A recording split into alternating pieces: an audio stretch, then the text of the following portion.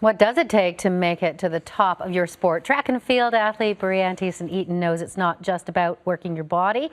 It is also about training your mind.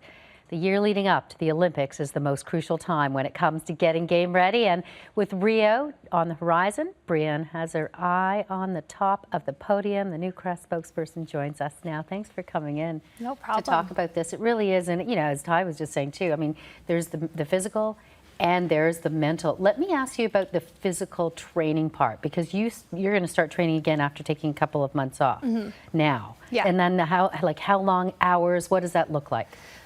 The physical training varies throughout the year. You know, we have our really hard training phase, which is kind of January, February, March. And that would be like 2 practices a day. So it might be something like 6 hours, 2-3-hour practices.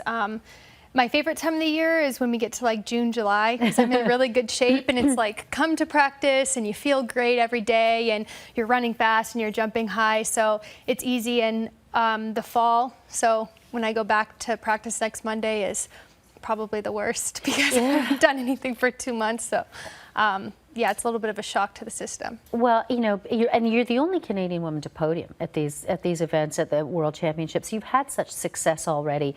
Tell me about being #1 in your sport and what that does to you with an impending competition mentally.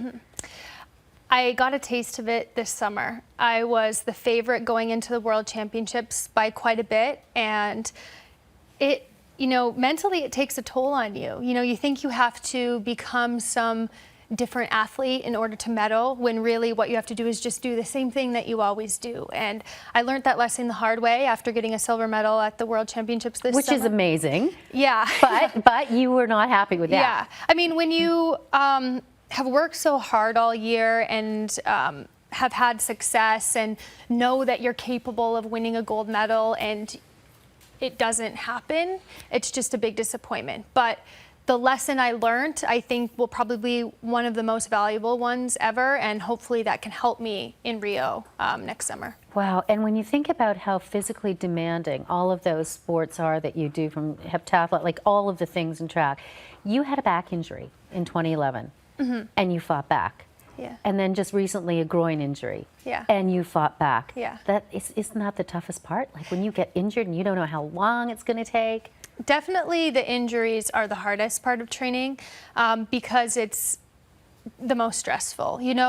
I love what I do, so getting up and going to practice every day is just like the whole excitement of my entire day. So when you have something that's nagging at you and forces you to sit on the sidelines or not be able to go to practice, it's like you don't have that outlet that you normally have to let out frustrations or stress, and so it just kind of builds. But it's also just trying to mentally tell yourself, like, I'm okay, I'm not falling too far behind, because that's the biggest worry as an athlete. Wow. Does Rio seem like a long way away, or does it seem too close? It does seem like a long way away, kind of, because I haven't started training for the season yet. But I like once the season starts and once we get competing, I know it's going to be here before I know it.